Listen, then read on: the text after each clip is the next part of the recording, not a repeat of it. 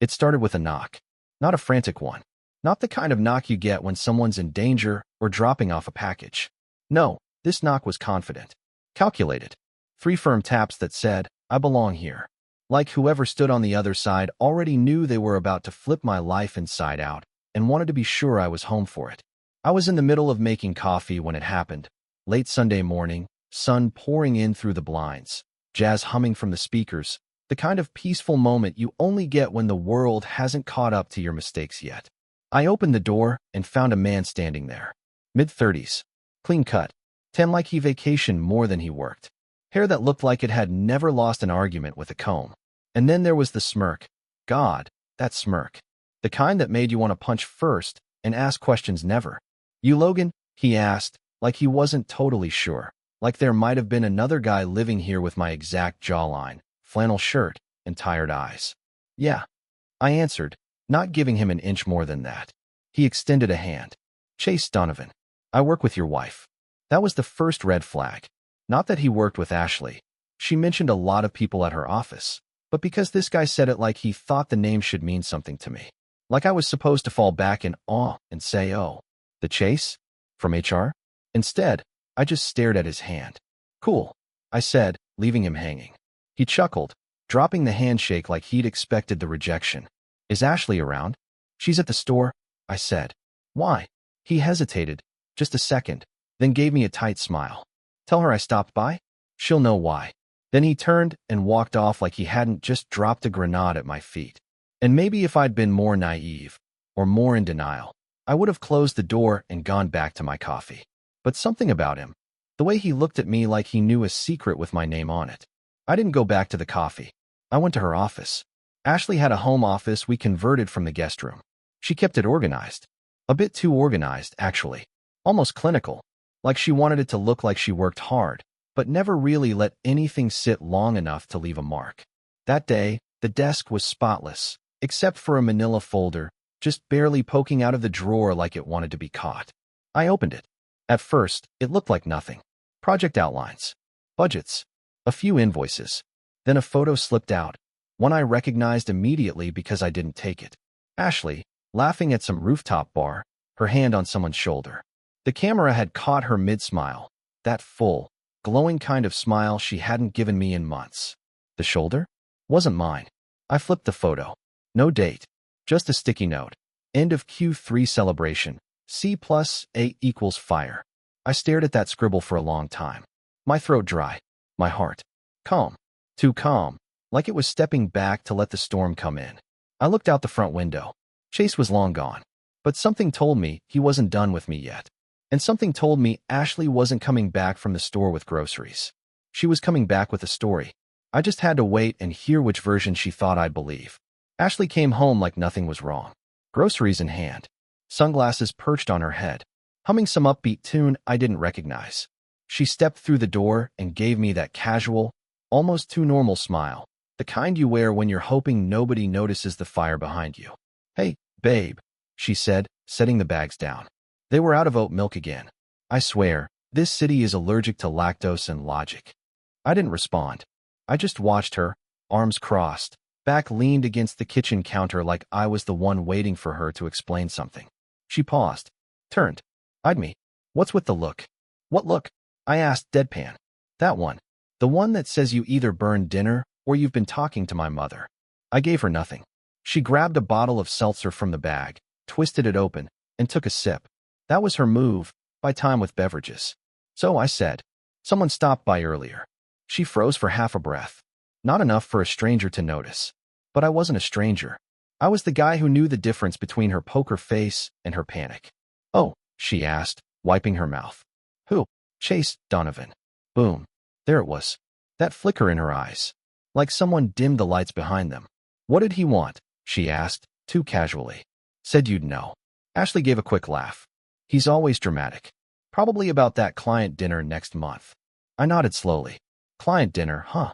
She looked away for a moment, then started unloading groceries like that was the end of it. Eggs. Kale. Her favorite ginger shots she swore were for gut health, but probably just gave her an excuse to wrinkle her nose and feel superior. I waited. Was he weird? She finally asked. He smirked at me. I said. Said your name like it tasted sweet. Then walked off like he owned my porch. Ashley placed the eggs down a little too gently, like she was focusing on not cracking them, or herself. I don't control how other people act, she muttered. No, I agreed, but you do choose who you invite into your world. She turned to face me, arms crossed now, a mirror of my stance. Her defense mode. Are you accusing me of something? No, I said. Not yet. She blinked. That threw her off. I wasn't raising my voice. I wasn't slamming anything or storming out. I was just standing there, calm, like a man waiting for a delayed train that was still going to arrive with or without him. I've had a long day, she said finally, brushing past me. Can we not do this tonight? We're already doing it, Ashley. Silence. Then she dropped her bag on the floor and looked at me like she wanted to cry but wasn't sure if she should. Her voice came out smaller than usual. I've been stressed. Sure. You've been distant. I didn't flinch. I've been married. Her lip trembled, and for a moment, I saw it, the guilt, trying to climb out of her mouth, only to get trapped behind 100 excuses. I'm not cheating, Logan, she said. I never said you were. And I hadn't. Not out loud. Not yet. But her saying it first? That said more than enough. I didn't sleep that night. Not out of rage, not even anxiety. It was clarity. You ever hit a point where the denial burns off, and all that's left is this cold little core of understanding? Like you've been staring at the pieces of a puzzle for months, but now they finally click into place. That's where I was. Lying next to a woman who faced the wall all night like I was made of air. That bed might as well have been a football field. At 3:17 a.m., I sat up. At 3:18, I opened her purse. Look, I know what they say about trust, about boundaries. But when a man with instincts ignores them long enough, he's not noble, he's just a sucker in a tie. And in the bottom of that purse? A hotel room key card.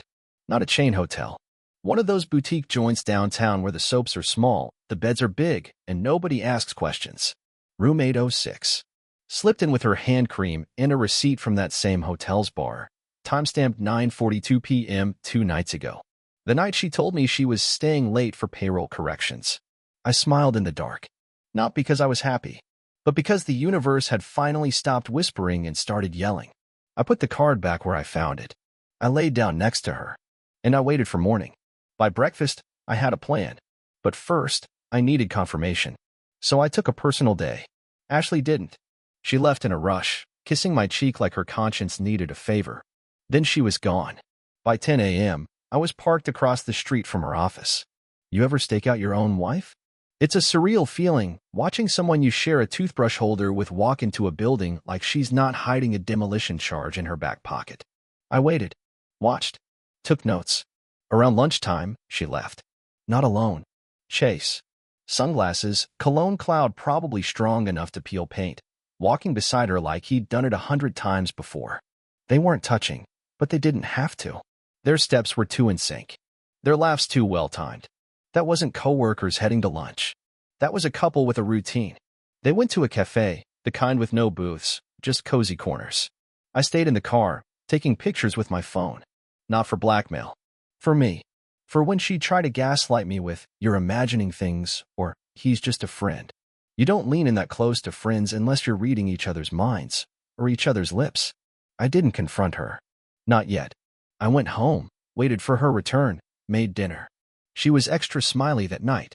Poured us wine, told me I was such a good husband for taking care of the dishes lately. That's when I knew for sure.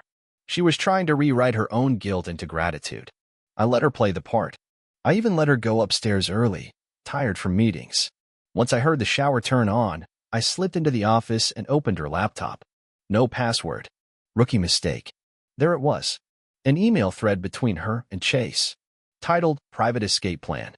Lines like, "I can't wait until we don't have to sneak anymore. He suspects something, but I'll handle it. You make me feel alive again." Well, that made one of us. The betrayal wasn't a stab in the back. It was a slow squeeze to the throat with a smile. She had made me the villain of her story before I even knew there was a plot. But here's the thing she didn't know. I wasn't going to beg. I wasn't going to cry. I was going to respond. Not with fists. Not with drama. With precision. With patience. With revenge so clean it could wear a suit. They say revenge is a dish best served cold. I disagree. Cold is easy. Cold is obvious. I wanted elegant. I wanted revenge plated like a 5-course dinner with garnish and silverware, served in the exact temperature of justice. And I had just the ingredients. I spent the next 3 weeks becoming invisible. You ever pretend everything's fine around someone who's gutting you with every word they say? It's like being in a hostage situation where the captor asks you to pass the salt. Ashley still kissed me goodbye. Still told me, love you, with a smile that didn't touch her eyes. She didn't know I had seen the email thread, or the credit card bill that showed a charge for a weekend spa retreat, one I never attended but apparently helped finance. She didn't know about the copy of our prenup I'd pulled from the fireproof box in the closet, or that I'd already spoken to a lawyer named Margaret Whitfield with hands steady as steel and eyes that didn't blink when I said the word adultery. Most importantly, she didn't know I'd started recording audio, photos, text synced to a burner phone, a neat little file called Exit Plan that lived in a password-protected folder on a drive not even connected to our Wi-Fi. I wasn't just collecting proof, I was setting the stage. See, people like Chase Donovan don't hide well. His ego's too big. You could track him by cologne fumes alone. He liked the high life, flashy hotels, rooftop bars, boutique wine clubs. I followed him once. Not to threaten him, God no. That would have been too easy, too messy. Instead, I watched him spend $300 on sushi and tip like he thought it made him a philosopher. I followed him again the next night, and the one after that. On Friday, I saw them together, Ashley and Chase, in the parking garage below his loft. She walked out of the passenger seat like a woman floating through her own fantasy. He leaned in, kissed her cheek, and handed her something small, a necklace. I watched her slip it on, glancing around like a teenager sneaking out after curfew. I recorded the entire thing. Audio crisp, photo zoomed in. Her smile. His hand on her lower back. Her phone in her other hand, texting me. Stuck at work. Don't wait up. The boldness wasn't just offensive, it was inspiring. That night, I finally began the real part of the plan. Saturday morning, I printed out 5 photos. Just 5. All clear. All tasteful. Nothing salacious. Just undeniable. One went into a manila envelope I mailed to her mother, bless Margaret, the one woman on earth Ashley still worried about disappointing. One was left anonymously on Chase's car windshield. One was slid across the table to my attorney with a note. Her move is coming. Be ready. One I mailed to her boss with a very formal note attached. Just thought you should be aware that your employee is in a romantic relationship with a business partner she helped hire, who is now angling for a director role. I trust you'll handle it with discretion.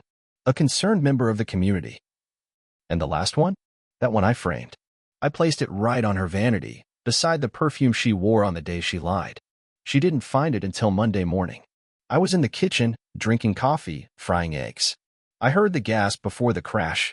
Then came the voice, fragile, shaky, cracking open. Logan, what is this?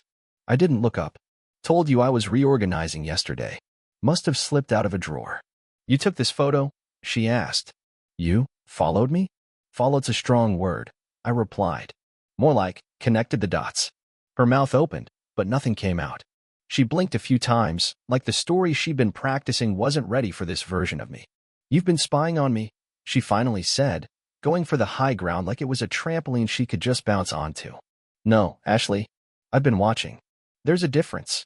She stood there, hair still wrapped in a towel, robe cinched too tight, clutching the frame like it was evidence she didn't understand how to deny. And me? I finished my eggs. Put the plate in the sink. Turned to her calmly and said, we're going to play this my way now. By Wednesday, her boss had emailed back, not to her, but to HR. The company had a very strict policy on interoffice relationships, especially ones not disclosed. Chase was removed from the promotion list. Ashley was put on administrative leave pending review. Her mother called Thursday morning. I didn't answer. I knew what she wanted to ask. How could Ashley do this? Followed by, please don't make this public. Followed by, you've always been too good for her. And Friday? Friday was the masterpiece. She walked into the house to find 2 suitcases packed by the door. Mine. I was calm. Peaceful, even. I'm moving out, I told her. This house will be sold. My lawyer's filing the paperwork on Monday. You can't just leave, she snapped, desperation finally clawing its way into her voice. What about the mortgage? What about? The prenup says infidelity voids your claim on the house. You'll find a copy on the kitchen table. Also, the bank statement's mine now. You don't mean this, she whispered. I smiled. Don't I? I walked past her. No shouting. No scene. Just cool, clean execution. As I reached the door, I turned back one last time. Oh, and Chase? He got a copy of your texts. I printed them out. Bound them. Thought he deserved a bedtime story. Her face collapsed. Like everything caught up to her in one final, ugly moment. She didn't say a word. She couldn't. Because this wasn't a fight. It was a finish line. You ever walk into your own house and feel like a guest in a place you used to own? That's how it felt when I returned 1 week later. Not to move back in, no. I was there for the safe. Some paperwork, a watch my grandfather left me, and a few photo albums that still mattered, even if the woman in them didn't. The air smelled different. Cold. Sharp. Like lemon cleaner and desperation. Ashley had cleaned the house top to bottom, probably hoping she could scrub the gilt off the walls. The framed photo I'd left on her vanity was gone, of course. But I knew she hadn't thrown it out. She was the type to keep her shame. Quietly. Tucked away in a drawer like a cautionary tale she wasn't ready to read again. She wasn't home when I arrived. A sticky note was taped to the fridge. Please talk to me. Just once. I crumpled it without reading it twice. The kitchen was spotless. Too spotless. You don't deep clean the grout unless you're trying to fix something you shattered. I opened the safe, grabbed what I needed, and paused for one last look at the place that used to be mine. Not just legally, emotionally. I built this life with bare hands and quiet loyalty. She added the wallpaper. I laid the bricks. And now? Now she lived in the shell of something she hollowed out herself. By week 2, the text came daily. I don't expect you to forgive me. But can we talk? I made a mistake. I'm sorry. Then, when the silence kept coming from my side, the tone changed. You're really going to throw it all away over one bad choice? You're not perfect either. Chase and I aren't even speaking anymore. There it was. See, that's how you know you hit them where it hurt. When they start shifting the blame like it's furniture in a house they no longer own. Suddenly, your silence is the offense. Your clarity is cruelty. Not their lies. Not their secrets. Just your decision to stop playing the part of the fool. But I didn't block her. Not yet. I wanted her to feel the weight of it. Not the kind of anger that screams and burns, but the kind that sits in the room quietly, pressing down on your chest like a second heartbeat. The world doesn't pause when your marriage ends. That's the strangest part. The guy at the coffee shop still spells your name wrong. The delivery guy still hands you your food with a smile and a "have a good one, boss." Life keeps moving like your grief didn't file the proper paperwork to slow it down. I didn't tell many people. Just the essentials, my brother, my boss, and my lawyer. Nobody else got the full story. Not because I was embarrassed, but because the truth wasn't for entertainment. It was for closure. But secrets have short lifespans in small circles. By week 3, word had gotten out. Chase got fired. Apparently, someone anonymously CC'd HR with that email thread Ashley swore she deleted. What can I say? I'm a meticulous archivist. The company couldn't sweep it under the rug, not with multiple ethics violations and a paper trail a mile long. His mentorship had crossed a line, and that line was written in Sharpie. Ashley? She wasn't fired, but they restructured her department. Moved her to a less public-facing role. No more client pitches. No more travel. Just spreadsheets and silence. I heard this from someone who used to work with her. A guy named Brent, who bumped into me at the gas station. She looks different, he said. Like the air's gone out of her. I didn't smile. Didn't gloat. Just nodded. Well, I said, she built that balloon herself. By the end of the month, the house was sold. Clean offer. No drama. I took my half, bought a downtown loft. Exposed brick. Big windows. Nothing in it reminded me of her. That was the point. The space felt intentional. Like it belonged to someone who had finally decided not to live in a museum of mistakes. The furniture was new. The art was mine. The only thing I brought from the old place was my grandfather's watch and the photo albums, family, not hers. One night, about 6 weeks after I'd walked out, I got a call from an unknown number. I let it ring. Then again. And again. Finally, a voicemail. It was Ashley. Logan. I know you probably won't even listen to this, but I just wanted to say, I get it now. I see it. The way I broke everything. Not just us. You. I thought I needed more. But all I really did was trade trust for attention. And now I'm sitting in a house that doesn't feel like home anymore. Because it's missing the man who made it one. I'm sorry. Truly. If nothing else, I just needed you to hear that. I sat with that for a while. Played it again. Once. Then deleted it. That was the moment I knew I'd won. Not because she apologized, but because I didn't need it anymore. A few days later, I ran into someone unexpected. Chase. At a bar of all places. Alone, hunched over his glass like a dog who lost his collar. He saw me, flinched, then raised his drink in some half-hearted attempt at civility. "Logan," he said. "Didn't expect to see you here." I nodded. "Same. Guess you heard I got canned." "I heard." A long pause. "She's not speaking to me anymore," he added, like it was supposed to sting. "Said I ruined her life." I sipped my drink. "She said the same about me. So either we both ruined it, or she handed us the matches." He stared into his whiskey like it might whisper a way out. Then, I didn't mean for it to go that far. I chuckled. "Yeah, Chase. Affairs usually don't come with 5-year plans." He tried to smile, but it didn't reach his eyes. "I guess you got the last word, huh?" "No," I said, standing up. "I just stopped needing to say anything. The best revenge isn't chaos. It isn't shouting in a restaurant or breaking someone's things. It's indifference. It's waking up and not checking your phone to see if they texted. It's drinking coffee in your new place and realizing no part of your morning relies on their existence.